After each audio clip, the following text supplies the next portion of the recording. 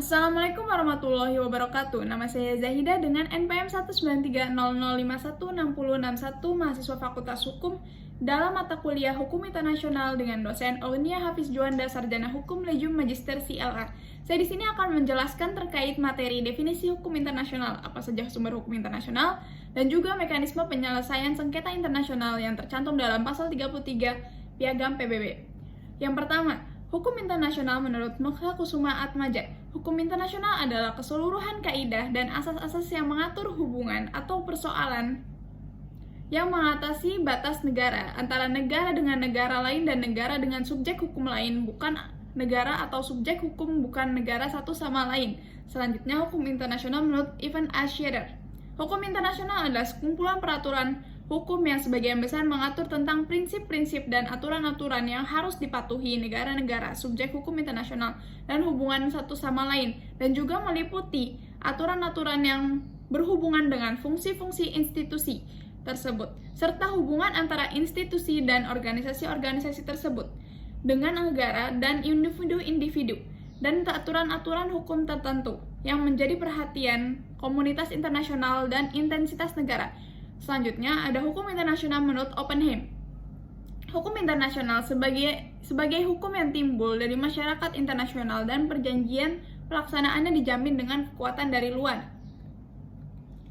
Selanjutnya, sumber hukum internasional sendiri terdiri dari dan digolongkan menjadi dua, yaitu yang pertama ada berdasarkan doktrin dan berdasarkan sifatnya. Berdasarkan doktrin ada traktat. Traktat itu adalah perjanjian tertulis yang dibuat oleh dua atau lebih negara yang berdaulat. Namun, tidak menutup kemungkinan yang dibuat oleh salah satu negara dan suatu organisasi internasional. Traktat yang dibaut secara sah membuat para pihak saling terkait satu sama lain, yang mana pihak harus melaksanakannya dengan itikat baik.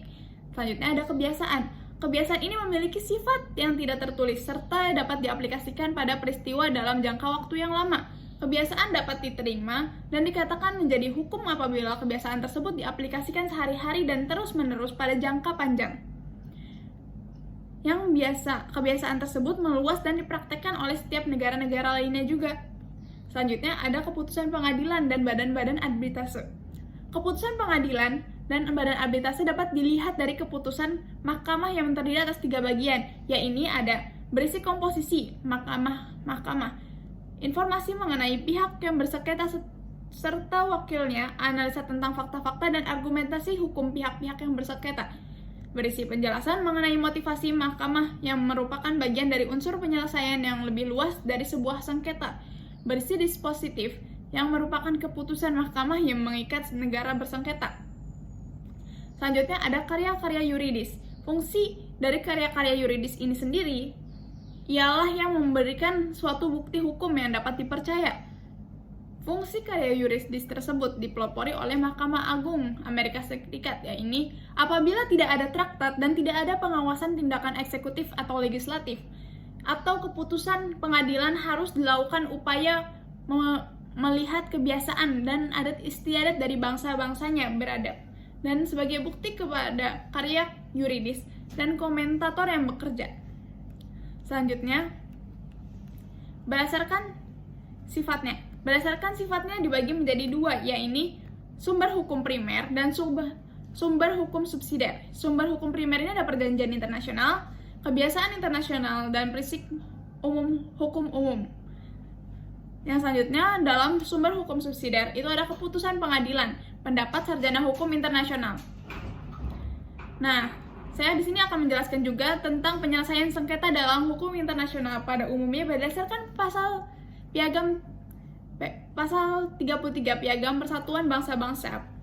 Pihak yang terlibat dalam pertikaian atau sengketa pertama-tama harus mencari penyelesaian dengan jalan perundingan, penyelidikan, mediasi, konsiliasi, arbitrase, penyelesaian menurut hukum badan yudisial menggunakan pengaturan-pengaturan atau badan regional atau dengan cara damai lainnya yang dipilih mereka sendiri.